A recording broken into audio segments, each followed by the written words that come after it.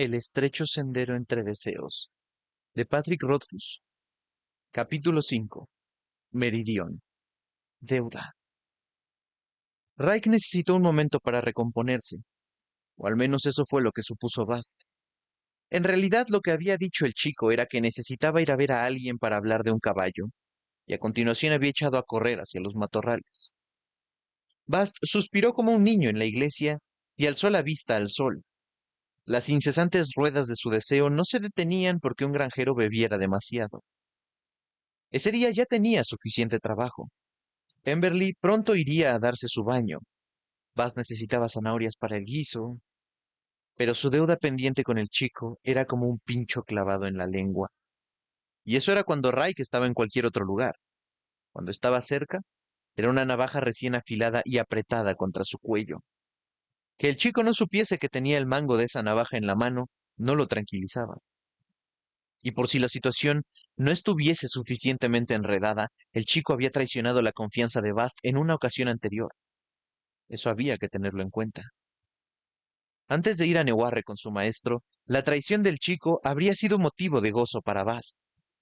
La venganza era un deseo simple y crudo, gratificante, limpio como el fuego. Sentías un placer misterioso y rotundo cuando saldabas una cuenta tan sólidamente que reducías a cenizas la vida de un mortal. Sin embargo, por primera vez, Bast no tenía libertad para hacer esas cosas. O mejor dicho, era libre para elegir entre deseos, tomarse la dulce y terrible venganza que se merecía y seguir ayudando a su maestro. Mantener intactas sus máscaras y permanecer allí, recogidos en la posada recién construida, ocultos en ese tranquilo pueblecito. Así pues, el verano anterior Bast había decidido frustrar su deseo y renunciar a algo que para él habría sido tan natural como sacar la lengua. Y sí, de todos modos se había vengado de Raik por su traición. Y sí, se había cobrado una venganza ingeniosa, ladina y cruel. Pero aún así, para Bast era como tener hambre de filete y que te dieran avena. Era como saciar la sed de vino lamiendo su sombra en una pared. Y por lo visto, esa era la recompensa de Bast por mostrar tan notable contención y actuar en contra de sus deseos naturales. El chico al que le había perdonado la vida, ahora lo tenía amarrado por el cuello con una correa. Pero el favor que le estaba pidiendo Raik podía tener su contrapartida positiva. Si Bast actuaba con suficiente rapidez, cabía la posibilidad de que se soltara de la correa antes de que ocurriera el desastre. Hacía un momento, en el bosque, había estado a punto de ocurrir. Bast volvió a suspirar. Miró vagamente alrededor hasta que Raik salió de los matorrales abrochándose el pantalón. Sin decir nada, se dio la vuelta y guió al chico fuera del bosque, hasta el claro, y de allí hacia la colina. Bast llegó al itinolito. No había ningún niño esperando, así que se detuvo y se volvió hacia Raik. Dime qué quieres exactamente, dijo, apoyándose contra un lado de la gran piedra calentada por el sol. ¿Quieres matarlo? ¿Solo quieres que se marche? Con los ojos todavía enrojecidos, Raik se encorvó bajo el peso de esa pregunta y metió las manos en los bolsillos. Hará cosa de un año desapareció durante 2 ciclos. El débil fantasma de una sonrisa iluminó brevemente la sucia cara del chico. Lo pasamos muy bien solos, mamá, Tess y yo. Todos los días, al despertar y comprobar que él no estaba, sentía como si fuera mi cumpleaños. Yo no sabía que a mi madre le gustaba cantar. Y el chico se quedó callado un momento. Creía que Creía que se había caído en algún sitio, borracho, y que por fin se había partido el cuello. La sonrisa ya había desaparecido. Raik se frotó los ojos y escupió en la hierba. Resultó que solo había estado cambiando un montón de pieles por dinero para beber. Se pasó medio mes semi-inconsciente en su cabaña de trampero. Raik sacó las manos de los bolsillos. Entonces no supo qué hacer con ellas y volvió a meterlas. Sacudió la cabeza. No, si solo se marchara, yo no podría volver a dormir pensando que va a regresar. Raik hizo una pausa. No, dijo más firme esta vez. No, si se marcha, sé que tarde o temprano volverá. Yo puedo pensar el cómo, repuso Bast, pero necesito que me digas lo que realmente quieres. Hay que hacerlo pronto, contestó Raik, y un hilo de profundo pánico tiñó su voz. ¿Qué diferencia hay? Bast miró al sol y suspiró. Había cosas que no podían ignorarse fácilmente, y sin embargo, había cosas que no podían olvidarse fácilmente. Contra sí mismo, Bast tomó el saquito de piel y extrajo un embril. Lo sostuvo dentro del puño y sin decir nada inclinó el saquito abierto hacia el chico. Raik se quedó desconcertado, pero tras hurgar un poco sacó la mano y mostró un trozo de pizarra con una cadena grabada. Esta vez no había oro, solo el gris plateado del hierro.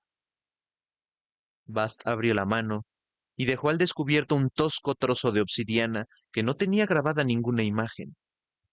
Uno de los bordes estaba astillado y le había hecho un corte en la palma de la mano. Y de repente, Bast y el chico vieron brotar la sangre y formar una línea de color rojo intenso. Bast arrugó el ceño, dio un bufido de fastidio y puso los ojos en blanco, como si el mundo acabara de contarle un chiste rebuscado y sin gracia. Sostuvo el saquito de mala gana y, como Raik no volvió a meter dentro inmediatamente el trozo de pizarra, lo sacudió con impaciencia. Cuando Raik devolvió el trozo de pizarra, Bast se guardó los embriles en el bolsillo y miró al chico a los ojos. ¿Cómo se llama tu padre? Jason. Por cómo lo dijo, parecía que tuviese algo de sabor amargo en la boca. Suponiendo que lleguemos a un acuerdo, suponiendo que pueda ser pronto, ¿qué quieres? ¿Que desaparezca o que se muera? Raik permaneció largo rato callado, con las mandíbulas muy apretadas. Que desaparezca, dijo por fin. La frase estuvo a punto de atascarse en su garganta. Pero que sea para siempre. Si puede ser. Puede ser, repuso Bast con calma. Raik miró a Bast y luego volvió a mirarse las manos. Entonces que desaparezca, dijo por fin. Yo lo mataría, pero eso no está bien. No quiero ser esa clase de hombre. No está bien matar a tu propio padre. Yo podría hacerlo por ti, replicó Bast con naturalidad, como si estuviesen intercambiando tareas cotidianas. Y no tendrías las manos manchadas de sangre. Raik volvió a quedarse callado y luego negó con la cabeza. Es lo mismo, ¿no? De una forma u otra soy yo. Y si fuera yo, sería más honesto que lo hiciese con mis propias manos, en lugar de hacerlo con la lengua. Bast se encogió de hombros. De acuerdo. Que desaparezca para siempre. Que desaparezca para siempre, confirmó Raik, y tragó saliva. ¿Y eso? ¿Cuánto me va a costar? Mucho, contestó Bast. Y no me pagarás con bollos ni con botones. Piensa en lo mucho que quieres esto. Piensa en lo importante que es. Clavó los ojos en el chico y éste no desvió la mirada. El triple de eso. Eso será lo que me deberás y un poco más porque tiene que ser pronto. Miró fijamente al chico. Piénsalo bien. Raik había palidecido un poco, pero tenía los ojos como el pedernal y sus labios dibujaban una línea recta. Lo que sea, dijo, pero que no tenga que quitarle nada a mi madre. Apenas le queda nada porque mi padre se lo gasta todo en la bebida. Bast miró al chico de arriba abajo. Eres mío hasta que te diga que estamos en paz. Secretos, favores, cualquier cosa.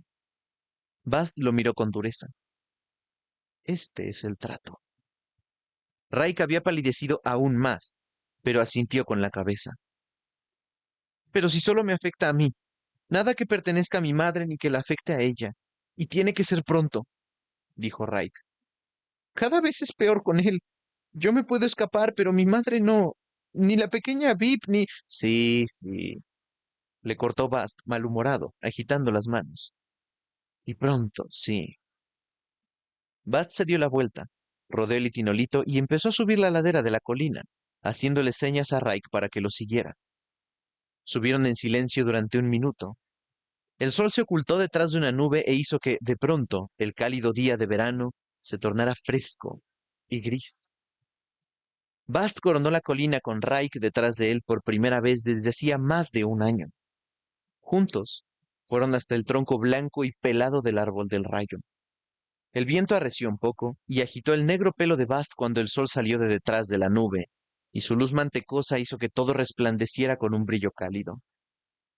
Bast levantó una mano. La sangre brillaba en su palma. La apretó con fuerza contra el tronco sin corteza. Por debajo del hombro, le lanzó el trozo de obsidiana astillado a Raik. Él atrapó el embril sin dificultad y sin vacilar se hizo un corte en la palma de la mano. Brotó la sangre y Raik se acercó un poco más. Apretó la mano contra la madera, lisa y cálida. Se quedaron los dos allí, de pie, uno alto, el otro bajo. Cada uno estaba a un lado con los brazos extendidos y parecía que sujetaran el árbol hendido. Bast miró al chico a los ojos. ¿Quieres cerrar un trato conmigo? Raik asintió con la cabeza. Pues dilo. Quiero cerrar un trato, dijo Raik. Bast sacudió ligeramente la cabeza. Bast, quiero que cierres un trato conmigo. Raik inspiró antes de continuar. Bast, dijo, con una solemnidad tan profunda que cualquier sacerdote lo habría envidiado. Por favor, haz un trato conmigo. Raik vio que Bast agachaba ligeramente la cabeza y que su cuerpo se estremecía levemente, como si de pronto cargara sobre los hombros un peso descomunal. Bast inspiró y se enderezó. Con pasos cuidadosos describió un círculo alrededor del árbol, pero, por algún misterioso motivo, no se movió de donde estaba. Raik parpadeó como si no estuviese seguro de lo que acababa de ver. Bast giró sobre sí mismo. Hizo un movimiento parecido a la pirueta de un bailarín, pero una vez más. Por alguna extraña razón seguía quieto donde estaba. Con una mano sobre el tronco del árbol del rayo, Raik parpadeó y volvió a parpadear. El sitio donde estaba Bast fluctuó, ondulándose como un camino llano en un día caluroso de verano. Con cuidado, Bast trazó, y no trazó, un suave círculo con la mano y combatió el impulso de sonreír. Todos los días hacía suyo aquel lugar. Lo tejía bien fuerte, lo gastaba hasta dejarlo bien fino. Inspiró hondo y seguido, y notó que los bordes del mundo empezaban a resbalar y doblarse. Olía a madera desgastada y quemada. El sol parpadeaba en el cielo. La sombra que había debajo de las enormes y desparramadas ramas del roble era oscura como la noche. Brillaban las estrellas. Bast sonrió, cuando bajo el peso de su deseo, el tiempo empezó a desplazarse y quebrarse. El aire no se movía. Él tenía los ojos oscuros y terribles. Entonces, ágil como un bailarín, levantó una pierna para dar un paso y subió a la cima de la colina con Raik detrás de él por primera vez ese día. Otra vez llegaron allí por primera vez, y juntos se colocaron al lado del tronco liso del árbol del rayo. Brillaba un sol caliente como la miel. El viento doblaba la hierba crecida que les lamía las piernas. Bast se dio la vuelta. Miró a Raik a los ojos y asintió con seriedad. Ayúdame a hacer que mi padre desaparezca, dijo Raik, para siempre, para que mi madre no tenga que volver a verlo nunca más. Bast apretó la palma ensangrentada contra la prístina blancura del árbol. Que desaparezca para siempre, concedió. Y pronto. Hazme este favor y estaré en deuda contigo, dijo Raik. Trabajaré como un... No, dijo Bast, y su voz sonó como una barra de plomo.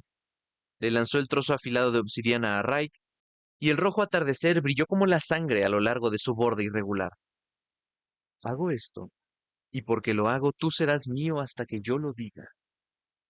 Raik tragó saliva. Lo juro. El chico se hizo un corte en la palma de la mano, por debajo del pulgar. El blanco tronco del árbol del rayo reflejó el rojo de la puesta de sol, cuando Raik apretó su mano ensangrentada contra él. Harás que se marche, tan lejos que su sombra jamás cruzará un camino con mi madre.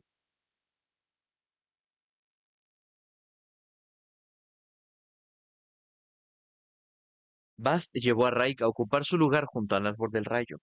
Por primera vez y otra vez. Soplaba un viento frío que le secó el sudor de la frente. La piel de Bast parecía más clara bajo la luz que se extinguía, como si reflejara la luz del creciente de luna que colgaba en lo alto. Raik se tambaleó un poco y se apoyó con una mano en el tronco del árbol del rayo. Notó la sangre húmeda en la piel y cómo la madera fría y seca la absorbía. Bast apoyó la mano en el pálido tronco. Hago esto, y porque lo hago, te poseo hasta lo más hondo de tu ser. Sus ojos eran exactamente del mismo color morado que el crepúsculo que se desvanecía a sus espaldas. Si te pido el pulgar, vas a buscar un cuchillo de deshuesar. Si tienes un sueño dulce por la noche, le pones un lazo y me lo traes. Lo juro. El frío nocturno hizo estremecerse a Raik. Se cortó la mano, apretó la mano contra el árbol. Bast le lanzó el embril y él lo atrapó. Haz que desaparezca y que no vuelva nunca. Raik se pasó la lengua por los labios. Pero déjalo con vida, aunque mi corazón preferiría verlo muerto.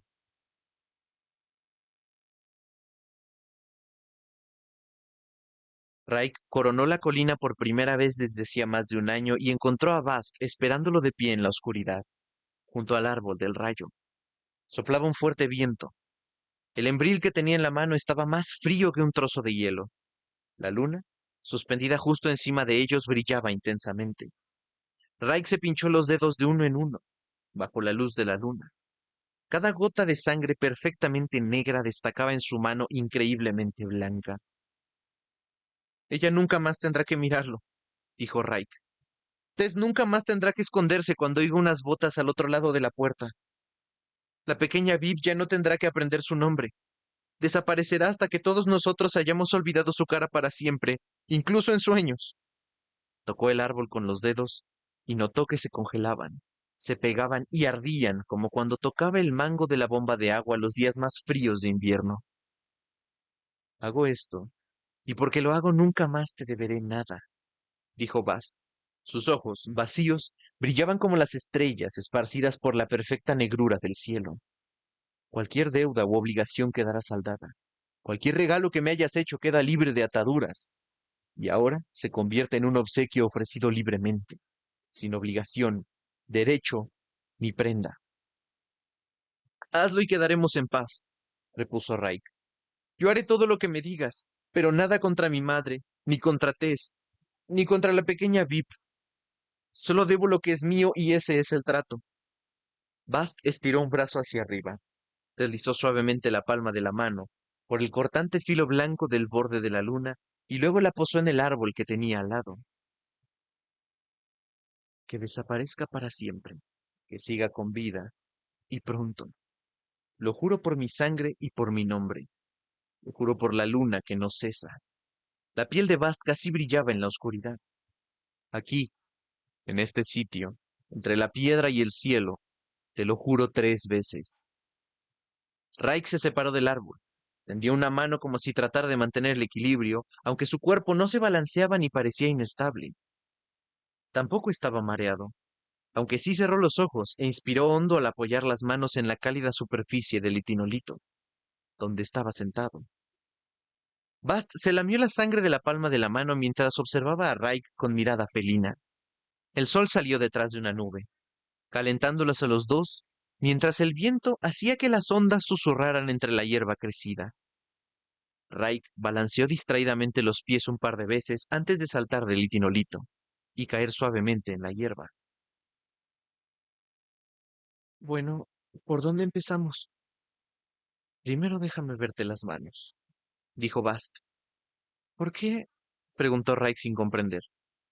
Bast ladeó mínimamente la cabeza y le lanzó al chico una mirada de perfecta, pura e impasible calma. Raik palideció y avanzó al instante tendiendo ambas manos. Bast alargó una mano con cautela y primero tocó el dorso de una mano del chico con un solo dedo. Nada. Luego sujetó suavemente la muñeca de Raik. En apariencia fue tomando confianza y entonces Bast le tomó ambas manos, les dio la vuelta y las puso con la palma hacia arriba. Estaban sucias como si el chico hubiese estado trepando peñascos o árboles. Tenía algunos arañazos y cicatrices viejas, pero nada más. Aparentemente satisfecho, le soltó las manos al chico, y éstas cayeron inertes junto a sus costados. Bast contuvo el impulso de limpiarse las manos en los pantalones. Y segundo, ve a buscar a Costrel, añadió, en lugar de limpiarse. Dile que tengo un poco de eso que le debo. Durante un brevísimo instante pareció que Raik iba a decir algo. Entonces se limitó a sentir una vez con la cabeza. Bast sonrió con picardía y asintió a su vez en señal de aprobación. Lo tercero es el amuleto, señaló el riachuelo. Ve a buscar una piedra de río con un agujero en el medio y tráemela aquí. ¿Una piedra férica? Saltó Raik. Bast necesitaba cortar eso de raíz. ¿Piedra férica? Dijo con sarcasmo y Raik se puso colorado. Eres demasiado mayor para esas tonterías. Le lanzó una mirada. ¿Quieres que te ayude o no? Sí, contestó Raik en un hilo de voz. Pues tráeme una piedra de río. Bast señaló imperiosamente hacia el riachuelo. Y tienes que encontrarla tú, improvisó. No puede ser nadie más. No puedes obtenerla a cambio de nada y tienes que tomarla de la forma adecuada para que podamos usarla para el amuleto. Tiene que estar seca en la orilla donde le haya dado el sol, con el agujero orientado hacia el cielo. Raik asintió. Bast dio una fuerte palmada que sonó como un pequeño trueno. Raik echó a correr como un sabueso tras una liebre. Tumbado en el verde suelo, Bast arrancó un tallo de hierba y lo masticó. Se frotó el pecho relajadamente, deleitándose en la ligereza que notaba allí. Cierto, había hecho un trato que estaba obligado a cumplir, y Raik había insistido mucho en él pronto. Y Bast había hecho un juramento, así que debía ocuparse de ello ese mismo día. Y sí, ya había hecho planes, y esto se los iba a complicar. Pero, ¿a quién no le gusta un pequeño desafío de vez en cuando? Y si estaba más ocupado de la cuenta, ¿qué mejor día que el solsticio de verano para incluir alguna tarea extra? Bast habría pagado 10 veces el precio para quedar libre de aquel chico. 50 veces. Sonrió como un gato que sabe qué ventana de la lechería es la que no se cierra bien. Todavía quedaba trabajo por delante, pero, como artista, Bast estaba claramente satisfecho con lo que había empezado.